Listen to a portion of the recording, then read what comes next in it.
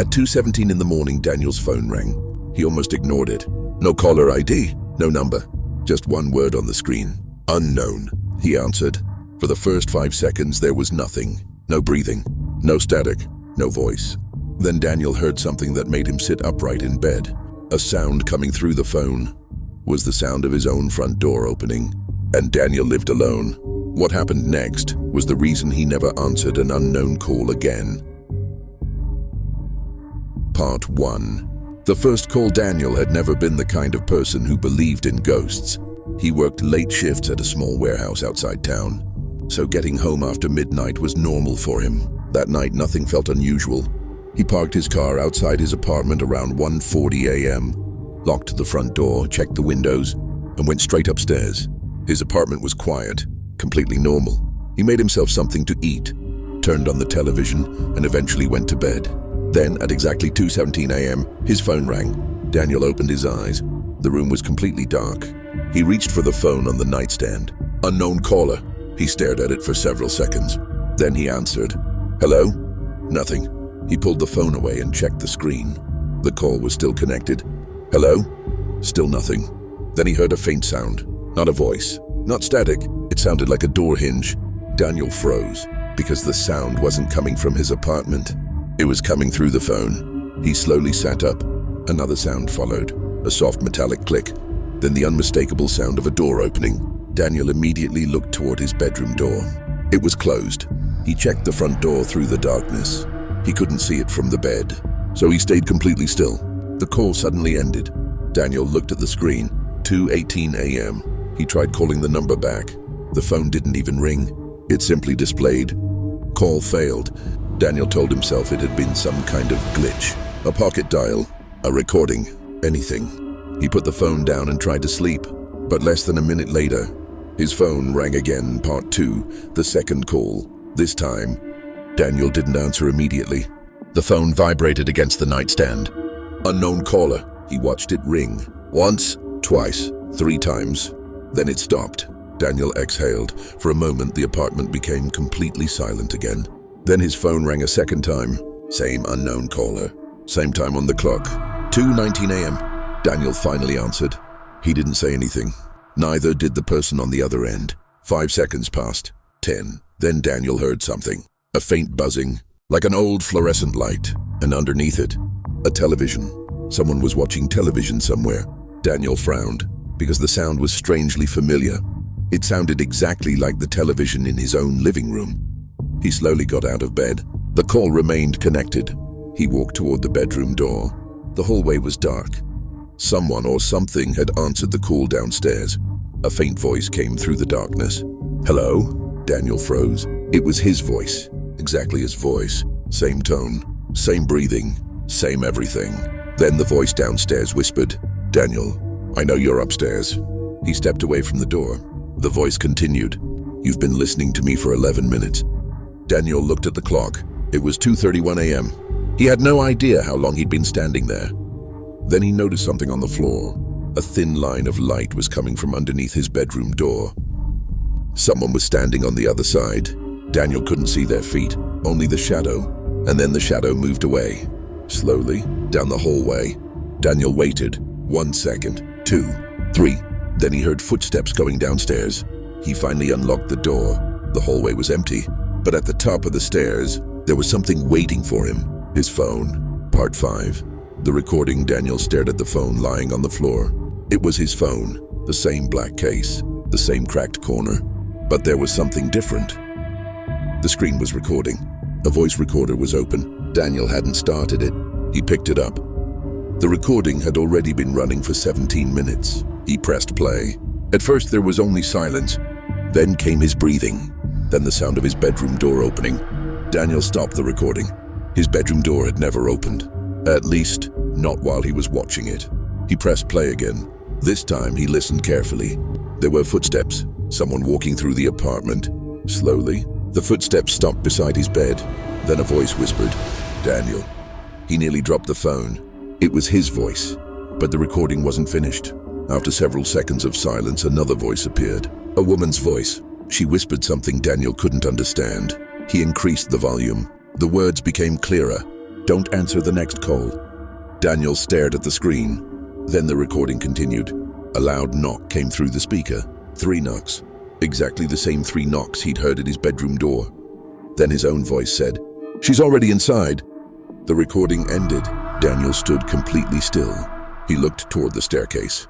Nothing. Then he looked toward the front door. Locked. Windows locked. There was nowhere anyone could have entered. He opened his phone again. One new notification appeared. Missed call, 2:17 a.m. Daniel's stomach dropped. He checked the call history. There were no calls at 2:17. Only one outgoing call, to his own number. Daniel stared at it. He hadn't made that call. Then the phone vibrated. Incoming call. Unknown number. Daniel remembered the recording. Don't answer the next call. He watched the screen ring, and ring, and ring. Then without touching anything, the call answered itself. Part 6. The voice. Daniel couldn't move. The phone was still against his ear. He hadn't touched the answer button, but the call was connected. For several seconds there was nothing. Then he heard breathing. Slow, close, almost as if someone was standing directly beside him. Daniel whispered, "Who are you?" Silence. Then a voice answered, "I'm you." Daniel's entire body went cold. The voice continued, but not yet. Daniel stepped backward. What does that mean? The voice didn't answer. Instead, he heard a sound in the background. A television. His television. Then another sound. The kitchen faucet turning on. Daniel looked toward the kitchen. The faucet was dry. Then he heard footsteps coming from downstairs. One step, then another. The voice on the phone whispered, "Don't look." Daniel closed his eyes. He could hear the footsteps getting closer. 1 step, 2, 3. They stopped directly outside the bedroom. Daniel's breathing became shallow. Then someone knocked. 3 times. The same 3 knocks. The voice on the phone whispered, "Whatever happens, don't open the door." Daniel waited. Nothing happened. 5 seconds. 10. Then his phone suddenly played a sound. A notification.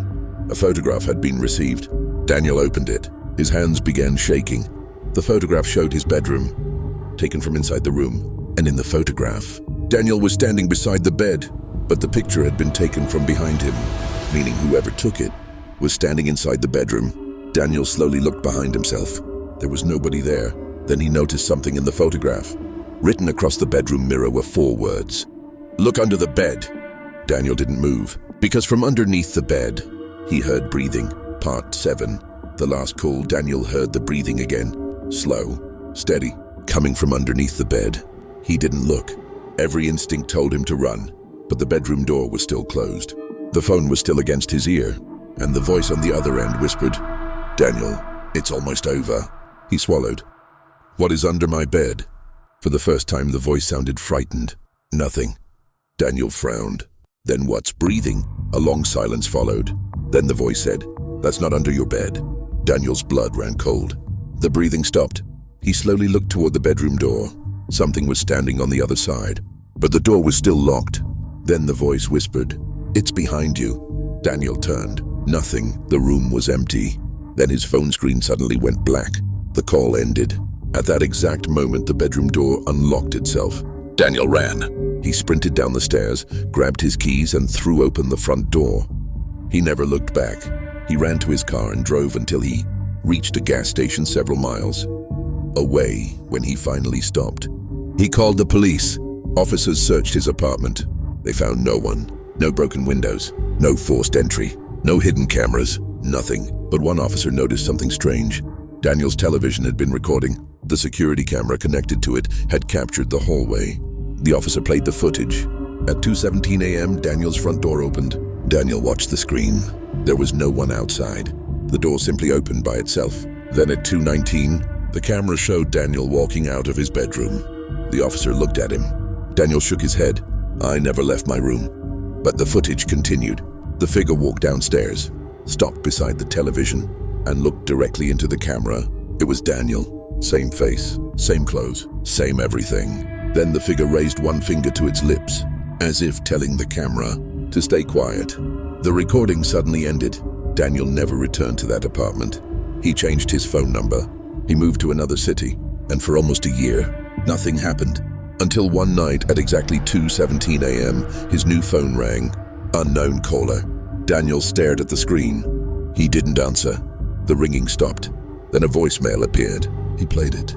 There was no voice, no breathing, no static, just one sound. A door opening. And then, very quietly, his own voice whispered, "You should have answered."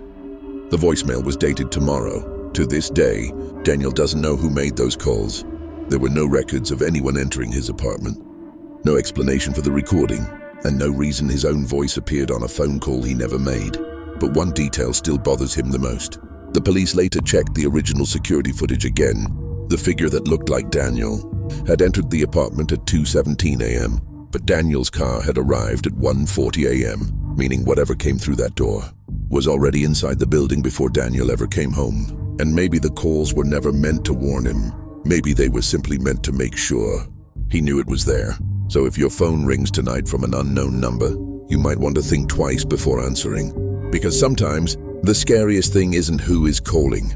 It's who already knows you're listening. This is the Hidden Fear Archive. And some calls were never meant to be answered.